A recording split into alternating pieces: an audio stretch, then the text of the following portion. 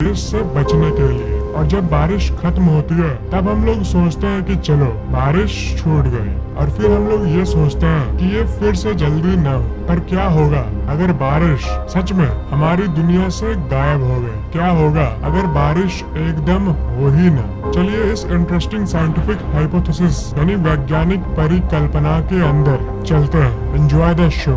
Normal condition में 1 millimetre के size के बूंद आसमान से बारिश के रूप में गिरते हैं, और जब 0 डिग्री से नीचे तापमान होती है तब ये बारिश स्नो के रूप में गिरती है, यानी बर्फ। पर क्या हो अगर ये सब बंद हो जाए? पहली बार जब सुनोगे कि अब कभी बारिश नहीं होगी तो आपको लगेगा कि इससे तो कोई ज्यादा फर्क पड़ेगा नहीं, पर असल में बारिश नहीं होगी तो क्या होगा ये शायद आप सुन न पाओ। असल में इससे पूरी दुनिया में एक इतनी बड़ी आपदा आ जाएगी जिसका आपको कभी अंदाजा भी नहीं। सबसे पहली चीज जो होगी वो ये कि वाटर साइकिल टूट जाएगा। साइकिल यह है कि समुद्र से पानी मॉइस्चर के रूप में ऊपर जाता है आसमान की ओर, और फिर वहां जाकर वो बादल के रूप में बदल जाता है। इसका मतलब जो आप आसमान में बादल देखते हो वो और कुछ नहीं, समुद्र का पानी ही है जो कि आसमान में जाकर बादल के रूप में बदल गया है और एटमॉस्फेयर यानी वायुमंडल में तैर रहा है। और फिर वही बादल पानी या फिर बर्फ के रूप में धरती पर वापस गिरता है, और फिर से वही गिरा हुआ पानी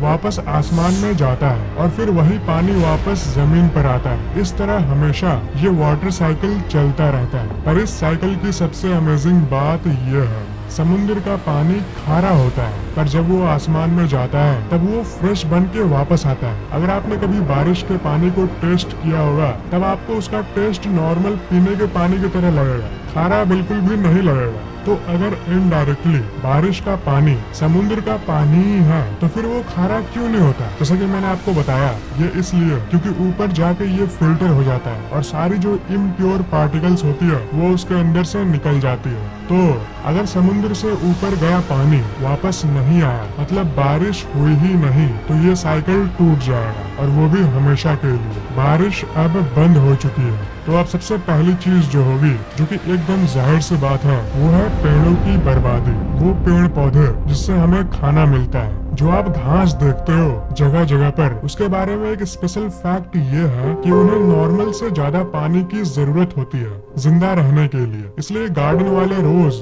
ग्रास के ऊपर पानी देते हैं ताकि वो पूरी तरह से हरी कलर की दिखे। पर अगर बारिश बंद हो गई तो सबसे पहले ये ग्रास यानी घास मरने लगेगी। घास से शुरुआत तो होगी, पर अगर कुछ सालों तक बारिश नहीं हुई तो जो जमीन है वो सूखी और सूखी होते जाएगी, और इवेंचुअली घास के साथ साथ बाकी सारे पेड़ पौधे मरने लगेंगे। पर क्योंकि लोगों को खाना चाहिए होगा, इसलिए वो मैनुअली उनको वाटर देके खेती कर सकेंगे। इरिगेशन यानी सिंचाई के लिए समुद्र के पानी को लेकर उसे बड़े बड़े लैब में इलेक्ट्रोडायलिसिस या फिर डिस्टिलेशन नामक प्रक्रिया के जरिए उसके खारेपन को हटाकर प्योर बनाकर उससे सिंचाई की जा सकेगी। पर इस चीज को भी हम लोग लिमिटेड दायरे में कर पाएंगे, क्योंकि धरती पर समुद्र में पानी तो बहुत है, और बिना बारिश के भी समुद्र में पानी बहुत समय तक रहेगा। पर साफ पानी, ध्यान दीजिएगा, साफ पानी बहुत कम है। समुद्र का पानी किसी काम का नहीं होता। धरती का 70% सतह पानी से ढका हुआ है, जो कि है समुद्र,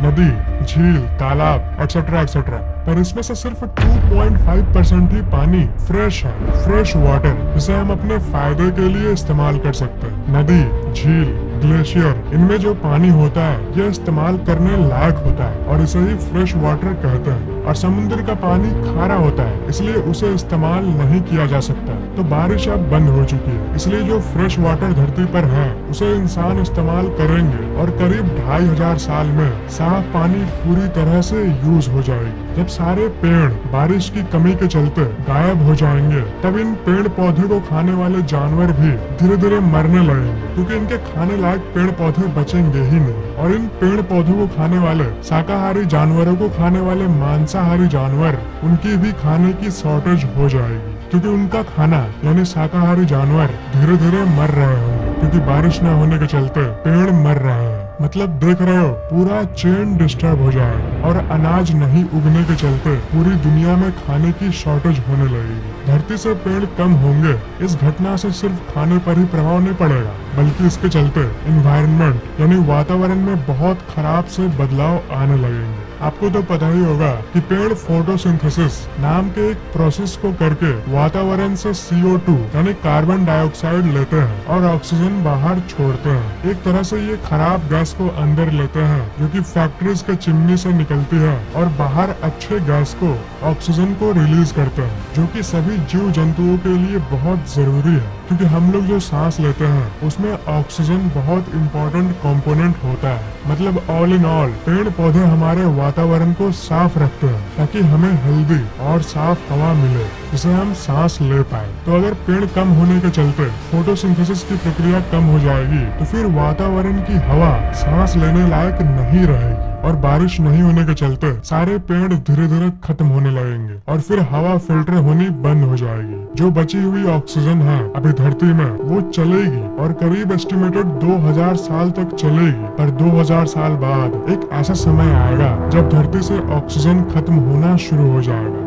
और चारों तरफ कार्बन ही कार्बन होगा। ऑक्सीजन के साथ साथ एनवायरनमेंट में पेड़ पौधे मॉइस्चर बनाकर रखते हैं। मॉइस्चर मतलब नमी। हवा में जो नमी होती है वो पेड़ पौधों के चलते ही होती है। ये मॉइस्चर ही वो चीज है जो कि सूरज से निकलने वाली तपतपाती धूप से हमें बचाती है। हालांकि बहुत सारी चीजें हमें सूरज की गर्मी से बचाती है, लेकिन मॉइस्चर उनमें से सबसे बड़ा रोल प्ले करता है। बिना मॉइस्चर के धरती के टेम्परेचर एक बहुत ही हाई रेट से बढ़ना शुरू हो जाएगी और गर्मी धरती पर हद से ज्यादा बढ़ जाएगी और साफ पानी के कमी के चलते दुनिया में गंदगी और भी बढ़ जाएगी और इससे बीमारियां बहुत आसानी से फैलने लगेगी। और सबसे बुरी बात यह है कि इन बीमारियों को ठीक करना बहुत ही मुश्किल होगा, क्योंकि साफ पानी के बिना दवाइयां बनाना नामुमकिन होगा। सबसे भयंकर घटनाओं में से एक जो होगी वो है इलेक्ट्रिसिटी यानी बिजली का अंत। बिना पानी के जो बड़े बड़े टरबाइन्स जो डैम में घूमते हैं जिनसे बिजली बनती है वो बंद पड़ जाएंगे, क्योंकि पानी के फोर्स के चलते वो टरबाइन्स घूमते हैं और बिजली बनती है। पर जब पानी रहेगा ही नहीं तब वो कैसे घूमेंगे? और बिजली के कमी के चलते इंटर्न फैक्ट्रीज बंद होने लग जाएंगी और देखते देखते आसमान की सैटेलाइट्स भी बंद हो जाएगी। रात को अब लाइट्स नहीं जलेगी क्योंकि पूरी दुनिया की बिजली कुछ ही महीनों में खत्म हो चुकी होगी। इस आपदा के बाद तो बारिश के गायब होने के चलते पूरी दुनिया एक बहुत ही अजीब हालत में हो जाएगी। हरी भरी धरती को ये बारिश नहीं होने वाली घटना एक सूखी रेगिस्तान बना देगी। पर मान लो बारिश बंद हो गया और ये सब चीज होने लगी, तो क्या इस महामारी को रोकने का कोई तरीका है? तो इसका उत्तर है हाँ। वैज्ञानिकों के हिसाब से डेफिनेटली जो हमने प्रोसेस की बात की जिससे समुद्र के खारे पानी को फ्रेश बनाया जा सकता है, उसे हम इस्तेमाल करके पीने, साफ सफाई और एग्रीकल्चर के लिए इस्तेमाल कर सकते हैं। और बिजली बनाने की बात है तो वो हम लोग सोलर पैनल की मदद से कर पाएंगे। पर प्रॉब्लम यह है कि आधा समय तो रात का समय होता है, इसलिए बिजली हम लोग उस मात्रा में इस्तेमाल नहीं कर पाएंगे जैसे आज कर रहे हैं। पर इस प्रॉब्लम को सॉल्व करने के लिए हम लोग विंड मिल का सहारा ले सकते हैं। बिना पेड़ पौधों के इस धरती पर विंड मिल बहुत काम आएगा। विंड मिल हवा की ताकत को इस्तेमाल करके बिजली बनाती है। हवा के फोर्स के चलते विंड मिल्स के अंदर की टरबाइन्स घूमती है और बिजली बनती है। दूसरी तरफ जो जियोथर्मल स्टेशंस हैं वो भी बहुत काम आएंगे। जियोथर्मल स्टेशंस धरती के कुछ इलाकों में धरती के अंदर की गर्मी के थ्रू धरती के गर्म कोर के चलते धरती के अंदर की अंडर वाटर पानी गर्म हो जाती है और जमीन को क्रैक करके भाप के रूप में बाहर आने लगती है और इसी भाप की मदद से बड़े बड़े टरबाइन्स घूमते हैं और बिजली बनती है। तो बारिश बंद होने के बाद विंड मिल और जियोथर्मल एनर्जी की मदद से हम लोग इलेक्ट्रिसिटी प्रोड्यूस कर पाएंगे। पर जियोथर्मल एनर्जी के मामले में धरती के अंदर के इस ताकत को एक्सेस करना आज की टेक्नोलॉजी में भी बहुत मुश्किल है। आपके मन में ये सवाल जरूर आता होगा कि इंसान धरती के कितने अंदर तक पहुंच चुका है। देखो,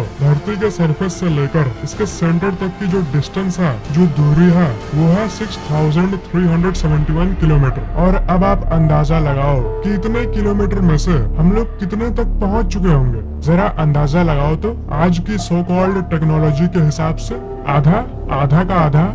आपको ये जानकर शॉकिंग फील होगा कि हम लोग इतनी टेक्नोलॉजी के बावजूद भी आज तक सिर्फ 12 किलोमीटर ही अंदर जा पाए। अभी आज की दुनिया में जितनी बिजली जियोथर्मल एनर्जी यानी धरती के गर्मी से बनाई जा सकती है, उसका बस 2% हम लोग इस्तेमाल कर पाए। 12 किलोमीटर में और कितना इस्तेमाल होगा। मतलब पूरे ताकत का हम लोग सिर्फ 2% ही एक्सेस कर पाए। इस बारिश की आपदा के बाद अगर इंसान 100 का 100% जियोथर्मल एनर्जी को एक्सेस कर ले, तब बिजली वाली प्रॉब्लम सॉल्व हो सकती है और धरती के इस एनर्जी की मदद से लाखों सालों तक बिजली बन सकती है। पर दिक्कत यहाँ ये है कि इंसान के पास उतना टाइम नहीं रहेगा कि इतने सारे जियोथर्मल एनर्जी की और विंड मिल की फैक्ट्रीज लगा सके। मतलब एस्टिमेटेड पूरी दुनिया में 2 करोड़ फैक्ट्रीज चाहिए ताकि पूरी दुनिया में अच्छी बिजली पहुँच सके। पर उतने फैक्ट्रीज हजारों सालों के अंतराल में लग पाएंगे, तब तक इंसान की आधी पॉपुलेशन खत्म हो चुकी होगी। ऐसी आपदा में हर एक सेकंड मैटर करेगा और इतने एडवांस्ड टेक्नोलॉजी के एक एक फैक्ट्रीज को लगाना मुश्किल हो जाएगा। मतलब कि टाइम बहुत कम होगा। अचानक से हुई इस घटना के बाद इस बारिश बंद होने वाली घटना के चलते अगर इंसान अपने आप को बचाने का अल्टरनेटिव तरीका खोजने भी लगे, तब भी टाइम के कमी के चलते सारे इंसान नहीं बच पाएंगे। इंसान की जीवन की स्टैंडर्ड और क्वालिटी बहुत कम हो जाएगी और जैसा कि मैंने कहा, पॉपुलेशन रिवर्स होनी शुरू हो जाएगी। मतलब पॉपुलेशन पहली बार घटनी शुरू हो जाएगी। धरती की ऊपर वाली सतह बारिश के कमी के चलते बहुत गर्म हो जाएगी और रहने लायक नहीं रहेगी। तब उस समय साइंटिस्ट के हिसाब से इंसान एक काम कर सकता है बचने के लिए, और वो है अंडरग्राउंड बेस।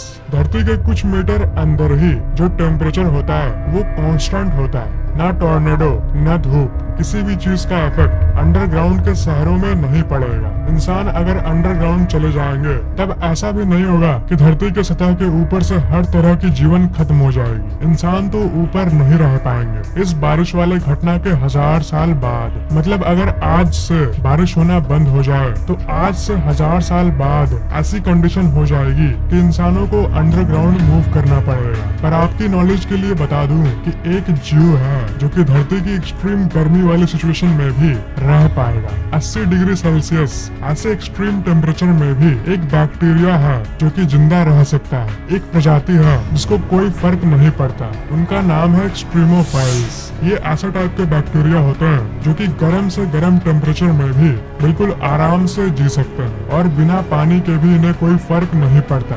ये CO2 यानी कार्बन डाइऑक्साइड कंज्यूम करते हैं, वही इनका खाना है। मतलब जो चीज इंसानों के लिए खराब है वो इन छोटे छोटे बैक्टीरियाज के लिए बहुत अच्छा है। तो अब इस घटना से बाहर निकलते हैं। तो इस हाइपोथेसिस यानी इस परिकल्पना का मतलब क्या है? क्या हम लोग सिर्फ मजे के लिए ये देख रहे हैं? नहीं, असल में इस हाइपोथेसिस के जरिए अवेयरनेस फैलेगा, जागरूकता फैलेगा। क्योंकि जिस तरह दुनिया में डिफॉरेस्टेशन हो रहा है, पेड़ कट रहे हैं, उसके चलते जो वाटर साइकिल है वो एक्चुअल दुनिया में खराब हो रहा है। जितनी ड्रामेटिक बातें और हाइपोथेसिस हमने इस वीडियो में देखा, बारिश पूरी तरह से गायब हो जाएगा और ये सब, ये तो नहीं होगा। पर अगर असल दुनिया की बात की जाए, पेड़ कटना, एनवायरनमेंट में पॉल्यूशन बढ़ना, नदियों का गंदा होना, ये सब इस वाटर साइकिल को बहुत हद तक असल में डिस्टर्ब कर रही है। और उसके चलते ऐसे ऐसे बदलाव हमारे वातावरण में आ रहा है जो कि वापस बदला नहीं जा सकता। क्यूरोनियन स्पिट जो कि रशिया में मौजूद है,